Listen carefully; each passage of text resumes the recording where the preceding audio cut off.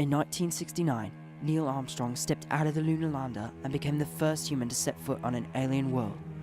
At that moment, science fiction became reality. Since people from Earth could now travel to far-off worlds, why couldn't aliens have visited our planet in antiquity? From this new theory, scientists have raised many more questions than they have answered about the effects of an alien influence on the people of old. However controversial this theory may seem, one thing is for certain: the evidence is real. The effects of an alien intervention permeate our modern world. Millions of people around the world believe we have been visited in the past by extraterrestrial beings. What if it were true? Did ancient aliens really help to shape our history? And if so, might there be evidence here on Earth of a lost alien city?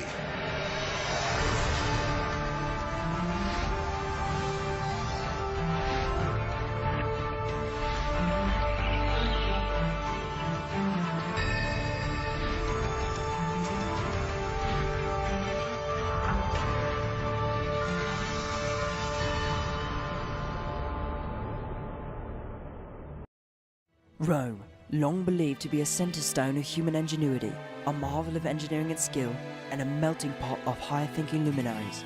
But is Rome the result of only human skill? In his book, Chariots of the Gods, scientist Erich von Däniken thinks not. And they all said, it's not us, it's not our forefather who make this. This were made by the gods in one single night. His arguments about the influence of aliens on the city of Rome center on the Mausoleum of Hadrian, known today as the Castel Sant'Angelo. This huge stone and concrete structure, located on the right bank of the Tiber River, west of the Vatican City, he argues, was built by aliens. When it was originally built, the mausoleum consisted of a square base 292 feet wide on which a 64-meter colonnaded drum was situated. At the tallest point, the structure was 50 meters taller than any building in Rome at the time. The Mausoleum of Hadrian was built between 135 AD and 139 AD as a resting place for Emperor Hadrian and his family. The monument was covered in marble and decorated with bronze and stone statues. A patch of greenery and even trees adorned the top of the building. But was this colossal structure built just for an emperor or for someone who had contact with extraterrestrials? Hadrian was known to have commissioned the Pantheon, which has a huge oculus built to allow the aliens to use their tractor beams to pull people from the temple. Also, the tall mausoleum certainly placed the remains of their emperor closer to the heavens and closer to the aliens. The Mausoleum of Hadrian served as a resting place for all Roman emperors' ashes up to Caracalla in 217 AD. For the next 200 years, the mausoleum dominated the skyline unused, but in 401 AD, it was converted into a military fortress and included in the Aurelian walls. In the process, much of its decorations and tomb contents were lost, and during subsequent invasions by the Goths, Romans threw down the bronze and stone statuary as weapons. From here, the history of the Castel becomes re-entwined with aliens. According to legend, Archangel Michael appeared on the top of the mausoleum and sheathed his sword to signify the end of the plague in 590 AD. And the people of Rome certainly did consider this alien event divine.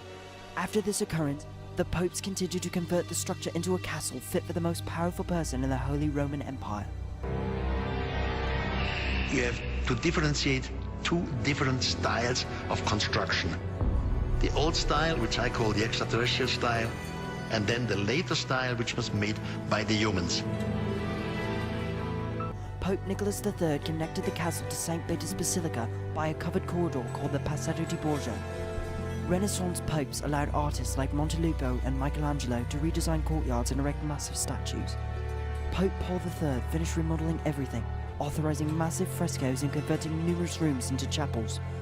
The Castel served as a papal apartment building and a prison until 1901, when it was converted into a museum. The Museo Nazionale di Castel Sant'Angelo is one of the most popular museums in Rome today, and the ticket proceeds go towards funding the other historical sites in Rome. It features a restaurant on top and a park full of tall trees that is a nice place to sit and let the children play. Aliens, it seems, have not visited the Castel for quite some time, but that is not to say they never have. Until scientists can prove this theory definitively wrong, we will continue to expound it. The Mausoleum of Hadrian is truly connected to the heavens and illustrates how aliens can shape the modern and ancient world of Rome.